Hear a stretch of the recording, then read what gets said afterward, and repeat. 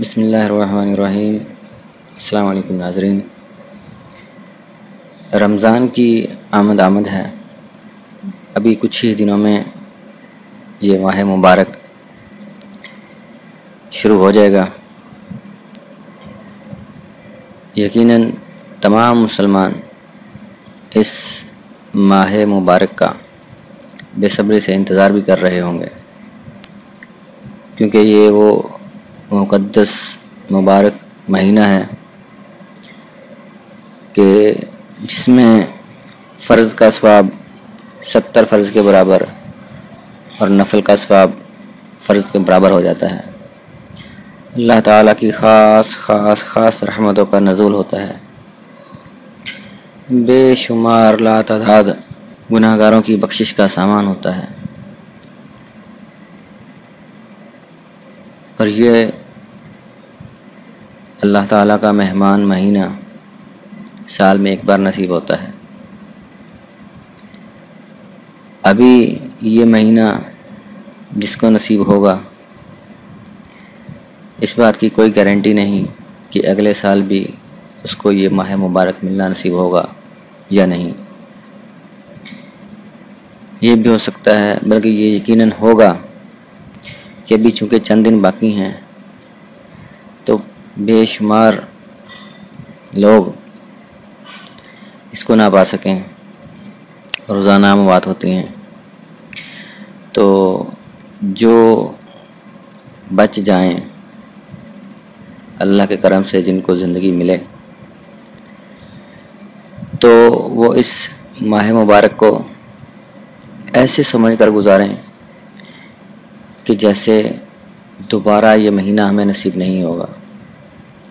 اس کی برکتوں کو، اس کی رحمتوں کو خوب لوٹیں، سجدے کریں، تلاوت کریں، نوافل پڑھیں، صدقہ و خیرات کریں، صلہ رحمی کریں، نیک اعمال کریں، جتنا جس سے جو کچھ بن پڑتا ہے وہ کریں، کہ شاید یہ ہمیں مہینہ دوبارہ نصیب نہ ہو اور اس میں اپنی بخشش کروا لیں۔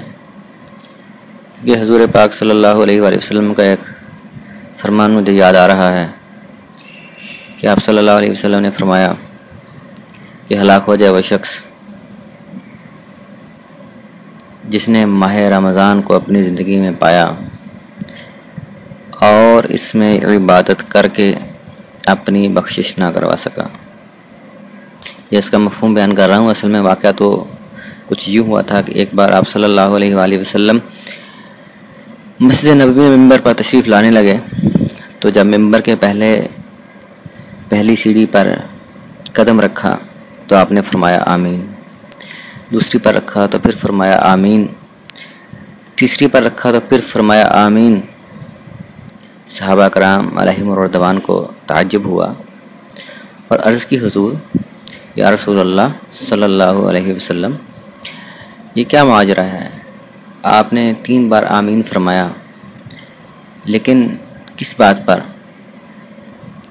تو آپ صلی اللہ علیہ وآلہ وسلم نے فرمایا کہ ابھی میرے پاس جبرائیل علیہ السلام آئے اور انہوں نے 3 بد دعائیں کی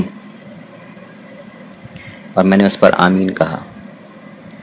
جب میں نے پہلی سیڑھی پر قدم رکھا تو انہوں نے فرمایا کہ ہلاک ہو جائے وہ شخص، برباد ہو جائے وہ جس نے اپنے والدین کو ان کو بڑھاپے کی حالت میں پایا، دونوں کو یا ایک کو، اور ان کی خدمت کر کے جنت نہ کما سکا، اپنی بخشش نہ کروا سکا۔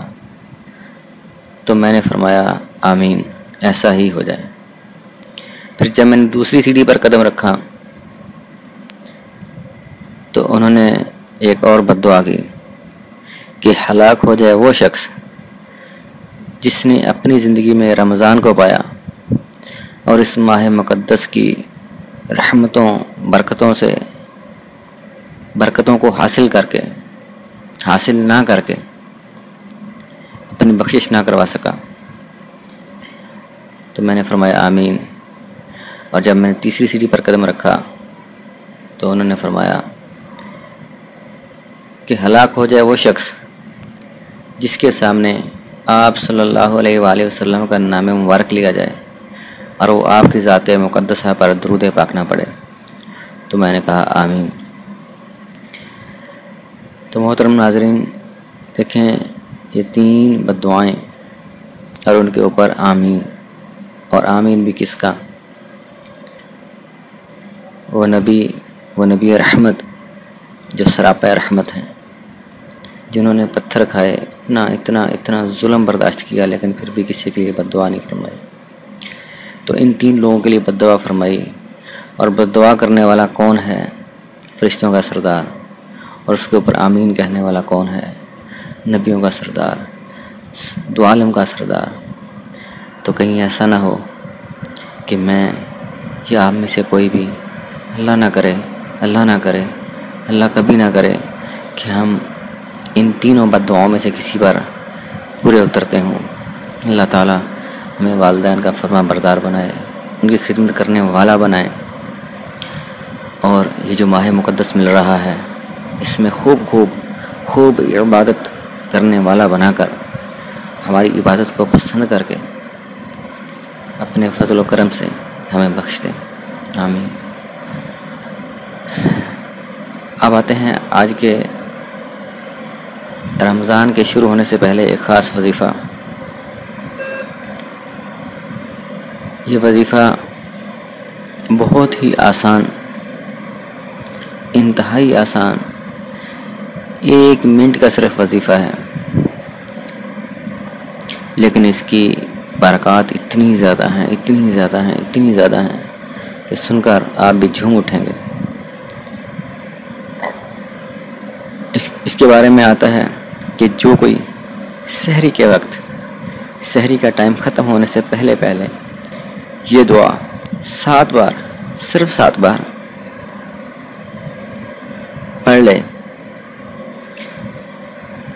تو اس کے بدلے اللہ تعالیٰ جتنے آسمان پر ستارے ہیں،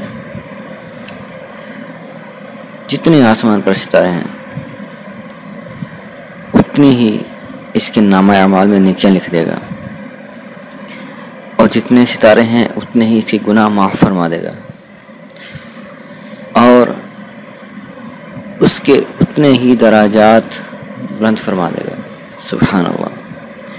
آسمان پر کتنے ستارے ہیں کوئی نہیں گن سکتا۔ سائنسدانوں نے کہا ہے، ایک مفروضہ دیا ہے کہ اگر ہم اس کو گننے بیٹھیں، ہر ستارے کا ایک نام رکھ لیں، جیسے مریخ ہے، پلوٹو ہے، زمین ہے، اسی طرح ہم ہر ستارے کا ایک نام رکھ لیں اور ان کو پھر گننے بیٹھیں، تو 300 کھرب سال چاہیے اس کو گننے کے لیے۔ یہ سائنسدانوں نے ایک آئیڈیا لگایا ہے، ایک مفروضہ دیا ہے، 300 کھرب سال چاہیے اس کو گننے کے لیے ستاروں کو۔ اگر ہم ہر ستارے کو گننے کے لیے صرف 1 سیکنڈ دیں، 1 سیکنڈ میں ہر ستارے کا نام رکھا جائے، بولا جائے،